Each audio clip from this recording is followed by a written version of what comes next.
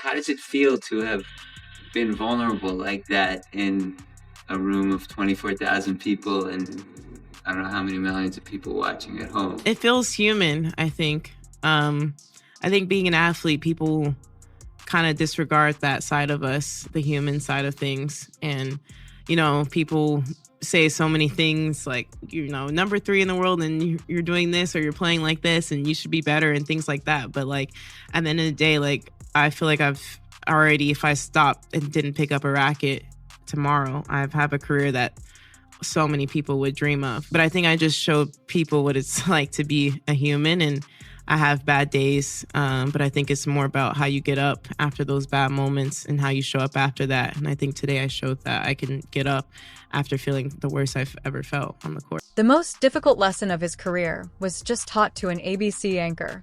Coco Gauff is not putting up with what he said about her during a commercial break. Legal documents are currently flying after the audio leak became viral right away. What began as a lighthearted remark and ended up being a career-ending error that nobody anticipated. Is Coco going too far? Or should celebrities file lawsuits whenever someone treats them disrespectfully? Please share your thoughts with me in the comment section. Ethan Price believed that the microphone was not working. These stories always begin like that, don't they?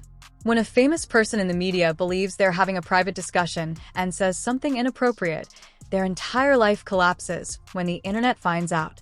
Ethan has spent nearly 2 decades working for ABC, an anchor who could cover critical news without making it feel heavy, with a trusted face and a respected voice. However, during a commercial break on ABC's World Morning Now on a random Tuesday morning, Ethan said something that would ruin all he had worked so hard to create. He stated it while chatting with his co-host and joking about something. The comments that might cost him a lot of money in a lawsuit, his job, and his reputation. Coco seems to be rescuing the world for someone so young. It's not a revolution. It's simply tennis. The duration of the clip was 37 seconds. The grainy audio was obviously taken from a raw feed or someone's phone, but it was still crystal audible and was posted 12 million times on Reddit in just 1 hour. Twitter blew out. Comment sections on Instagram became battlegrounds. Everyone had a viewpoint, and the majority of them were unfavorable to Ethan. You can't say that about Coco Gauff in 2025 and expect people to shrug it off. Coco is more than just a tennis player. She now represents and speaks for a generation. A young Black woman who speaks out about important problems using her platform. Saying it's just tennis is disrespectful to everything she stands for, not just dismissive. Matt. Well done, Coco. Thanks. After everything that happened on Thursday night, did you wake up feeling a little differently yesterday? Yeah, I mean, for me, I think I just realized that I don't want that moment to happen again, like on court for sure. And yeah, I'm not someone who I don't want to show weakness in moments, but after the match I was thinking maybe it's not a weakness, it's just showing the things that happen in my head and not keeping it inside to the point where I can't play. But I felt with a new perspective, seeing how the support I've gotten since that moment, just seeing how proud of people are of me regardless of how I do here. So today I felt a lot lighter going on court, and I hope to continue feeling that lightweight for the rest of the time here. There was a swift and vicious pushback. Every sports athletes began to weigh in. LeBron James expressed his support for Coco on Twitter. Coco's face was depicted with fire emojis in a story that Serena Williams shared. Because the problem extended beyond sports, even non-tennis fans were posting about it. This was about respect and how young women, particularly young Black women, are treated when they dare to hold views outside of their line of work. What are your thoughts about that overall? Yeah, I mean, I'm trying to be positive. I mean, after the match, I definitely was struggling in the locker room. I don't like losing, and yeah, I think for me, the main thing, I'm sure my team and everyone's going to tell me, you did well at Roland Garros, don't ABC made an effort to anticipate it. Ethan was suspended by Wednesday afternoon while an internal inquiry was conducted. As part of regular damage control, the network issued a corporate statement regarding professionalism and inclusivity. However, everyone understood what that meant. Ethan had had enough. You don't recover from anything like this, particularly in the current environment where a decade's lengthy career may be ended by a single viral video. Ethan's social media accounts vanished right away. After years of daily activity, his Twitter account abruptly stopped updating. His Instagram vanished. Everything that could draw extra notice was removed from his LinkedIn profile as well. He went into complete hiding, most likely on the advice of attorneys and public relations professionals trying to limit the catastrophe. However, Coco remained silent, and it was overwhelming. At the time, she was in Shanghai getting ready for a competition. Her phone was ringing, agents were phoning, the PR team was panicking, and her family was checking in. She remained silent as the entire world talked about her, defended her, and used her name in think pieces and hashtags. Not a statement, not a tweet, not even a mysterious Instagram story. Her coach discovered her sitting by the hotel window, gazing out at the city while wearing headphones. He inquired about her well-being and whether she wished to reply.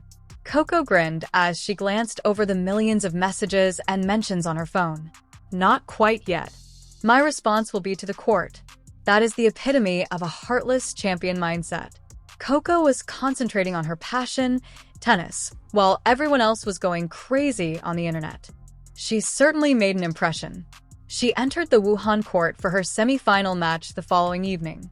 The audience was electrifying. Cameras were fixed on her face, searching for any indication of emotion or diversion. Commentators were attempting to strike a balance between discussing tennis and addressing the big issue. Everyone was observing to see how she had responded to the pressure. Her opponent was destroyed by her, completely destroyed her. 6 feet 2 inches, 63 in 78 minutes. It was pure ferocity in every shot. There was more heat on each serve. She wasn't merely scoring points. With each racket stroke, she was making a statement. Her name was chanted by the audience. Some of Coco's shots were so excellent that even her opponent was applauding. It wasn't the score that made the game famous, but rather what it stood for. Coco might have given in to the pressure. She might have let Ethan's remarks to influence her performance. Rather, she put all of her energy into her game and emerged stronger. That's what separates excellent athletes from mediocre ones. However, the tale didn't stop there. Because Coco's legal team was discreetly preparing a case while she was winning games and taking the high road. You see, most people don't realize that remarks like Ethan's aren't only disrespectful. When they originate from someone with a platform as large as a national news anchor, they may be legally actionable. Disparagement, defamation, and fostering an antagonistic public atmosphere. Coco's attorneys began considering all of their alternatives because there was more than one comment involved. This concerned the trend of treating young Black female athletes differently and downplaying their achievements. Way they are instructed to give up their opinions and just play sports. At the time of filing, the case did not request a specific sum of money. Instead of merely offering corporate apologies and waiting for the news cycle to pass, it called for accountability, public admission of harm, and real responsibility from ABC and Ethan Price. And that's what set this celebrity controversy apart from others. Coco wasn't simply removing someone from Twitter and going on. She was used the court system to establish a precedent and demonstrate that words have repercussions, particularly when they originate from influential and powerful individuals. ABC was in a very bad situation. Ethan's suspension was essentially an admission that he had made a mistake. However, one of the most well-known athletes in the world was now suing them. A publicly supported lawsuit. A lawsuit that sponsors were keeping a careful eye on to a case that might cost them millions in lost advertising revenue, reputational harm, and compensation money. The career of Ethan Price was already over. Days after the video was leaked, that became evident. However, his financial future was now also at risk. ABC may attempt to entirely ignore him in order to defend the network, depending on how they handle the lawsuit. He might be held personally accountable for any harm. His pension might be in jeopardy.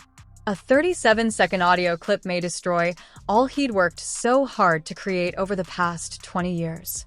Ironically, Ethan most likely didn't even consider his remarks to be that offensive. During a commercial break, he was casually remarking to a coworker. Simply put, A young woman who dares to express her ideas is being dismissed by men. Basically, locker room conversation. Since no one is recording, he most likely says things like that frequently and is never held accountable. However, it is precisely the issue.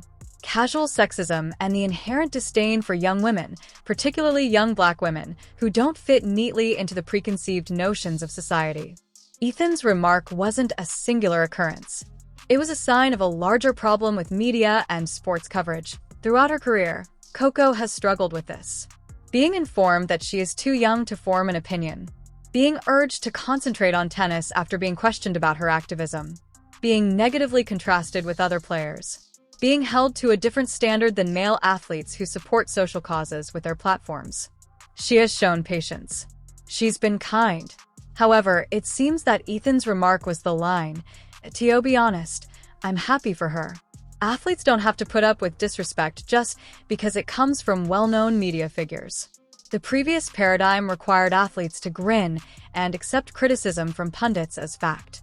Athletes from this generation have their own social media accounts, attorneys, and agents. They should and are able to fight back. The case received an extraordinarily enthusiastic response from the public. The majority of people saw it as Coco standing up for all young women who have been disregarded or denigrated for attempting to change the world, not just for herself. Following the disclosure of the video, the hashtag #StandWithCoco gained even more traction after the announcement of legal action. Sponsors also thought it was fantastic. Coco's current contracts were extended with larger sums because firms recognize that consumers, particularly younger consumers, want to support people who stand for something. New businesses began contacting her in an attempt to collaborate. Coco's legal lawsuit demonstrated that she was more than just a theatrical activist. She was prepared to risk everything for her beliefs. Ethan Price, meantime, was apparently having a hard time finding a lawyer. It seems that his initial attorneys advised him to make a quick settlement and offer a heartfelt apology. However, accepting a settlement would be an admission of guilt that might prevent him from ever working in the media. If they didn't reach a